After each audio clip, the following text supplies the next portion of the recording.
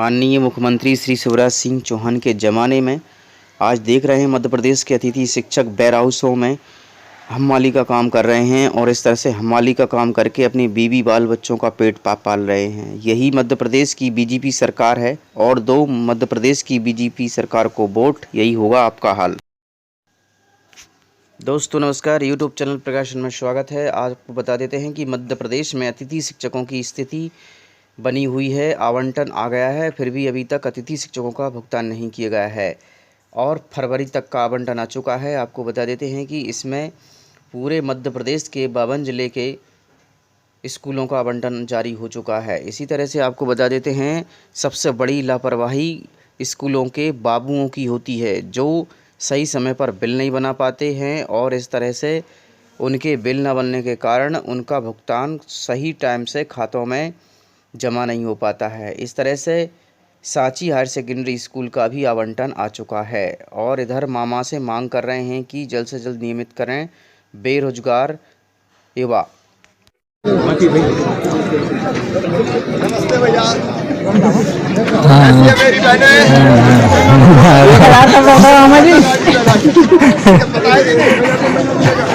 मामा जी अपने भांजों को 1000 दे दो। पहले बहनों को कर्जन दो, पहले बहनों को कर्जन दो। जी बिल्कुल।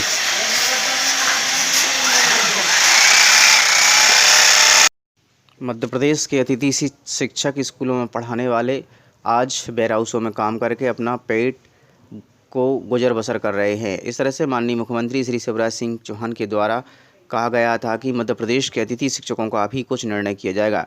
आपको बता देते हैं कि अभी तक मध्य प्रदेश के अतिथि शिक्षकों का कोई भी निर्णय फैसला नहीं हुआ है। इस तरह से मध्य प्रदेश के स्कूलों में, सरकारी स्कूलों में अतिथि शिक्षकों के द्वारा पढ़ाया जा रहा है, किंतु आज मध्य प्रदेश के अतिथि शिक्षकों के लिए कोई भी अच्छा कार्य नहीं किया गया। इस तरह से मध्य प्रदेश के अतिथि शिक्षकों की मांग है कि उन्हें 30 अप्रैल तक नियमित किया जाए, नहीं तो महान आंदोलन करेंगे। एक बार तो खड़ा हो गए, खड़ा हो गए कि नहीं खड़ा हो गए?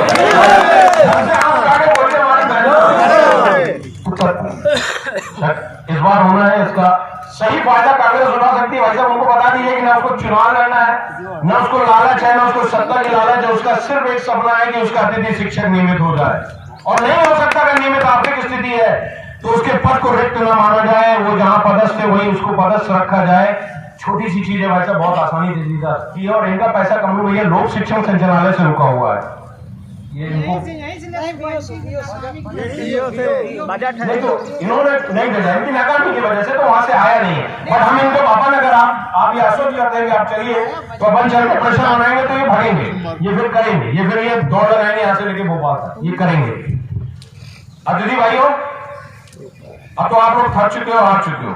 देखिए कृष्ण ने साफ कहा है, कृष्ण ने साफ कहा है कर्म तुम्हारा कल होगा।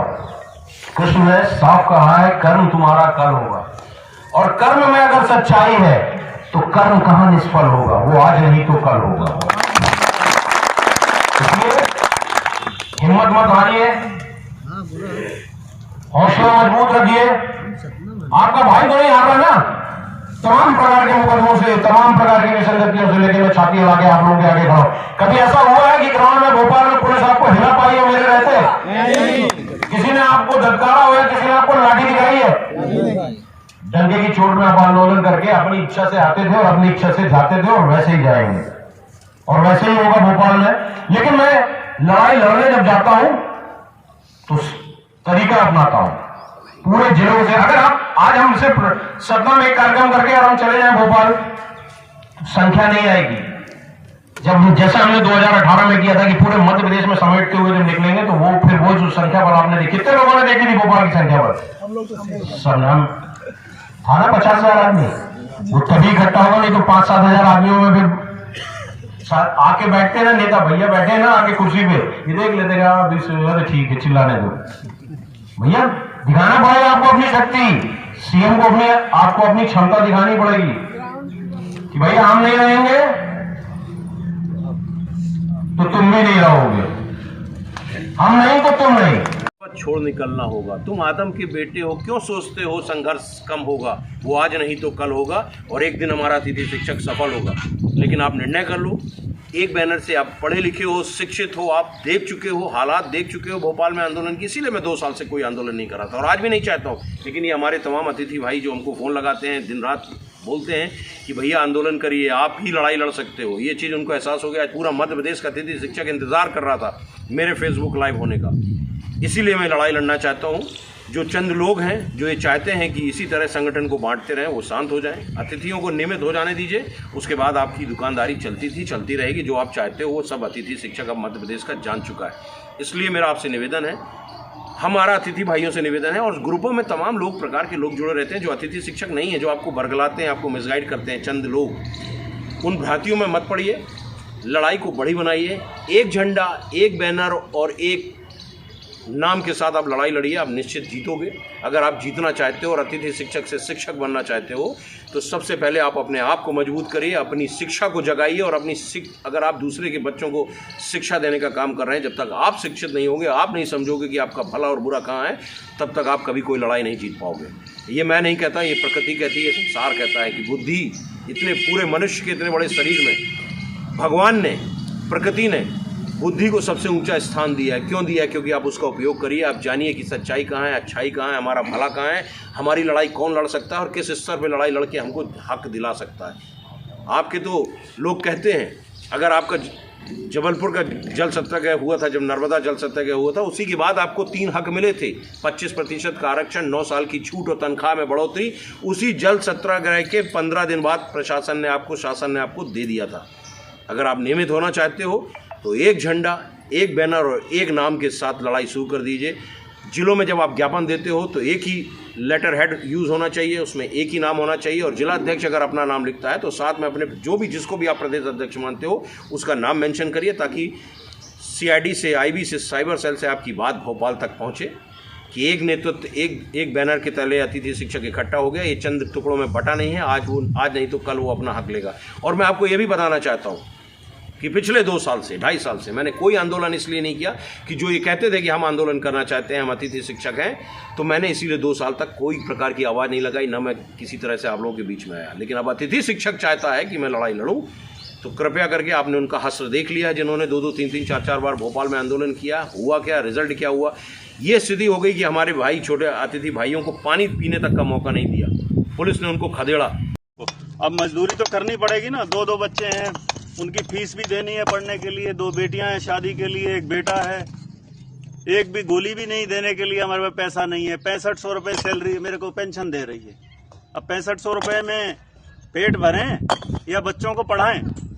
अब चाय की दुकान भी खोलनी पड़ेगी, उस पर बोर्ड लगा दूंगा, हरियाणा सरकार का क्लास 1 गस्टेड अफसर चाय की रेडी पे चाय बेच रहा है। अब यहाँ मजदूरी कर रहे हैं, कम से कम 600-700 रुपए दिहाड़ी तो मिलेगी। हम कौन सा यहाँ पे रजवाड़े से पैदा हुए हैं, पढ़ाई लिखाई करके, मेहनत करके अफसर बने थे।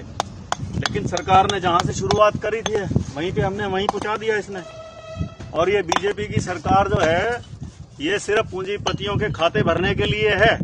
खट्टर साहब बोलते हैं मैंने बड़ी लावणी करी है, बड़ी ये करी है, जरा कदे पेंशन छोड़ेगा क्या? हरियाणा राज्य की उसको इतनी चिंता है, हरियाणा राज्य की उसको चिंता है कि 2030 तक दिवालिया हो जाएगा। और अभी बोल रहे हैं पिछले 3 महीने में हरियाणा ने 7500 करोड़ रुपया GST का इकट्ठा किया है। एक तरफ से तो दिखाते हैं कि हमारे पास बहुत सारा पैसा है और दूसरी तरफ दिखाते हैं कि हम दिवालिया होने जा रहे हैं। ये 2 स्टेटमेंट क्या है?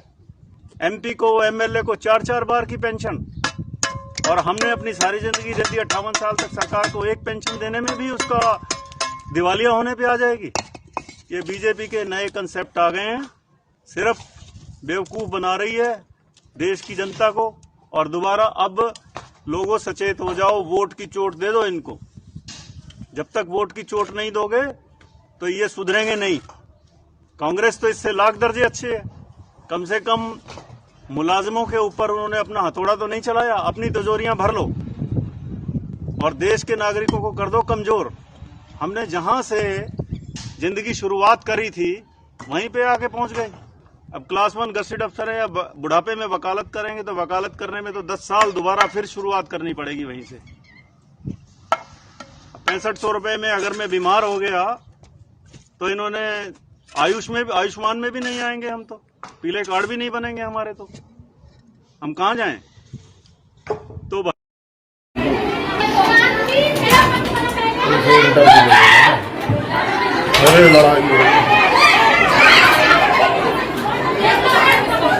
आपको मैंने बोला आप इस साइड मुंह कर लो, शांत हो जाओ।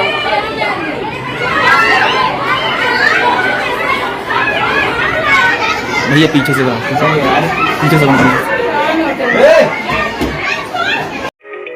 Thanks for watching. Like and comments and subscribe.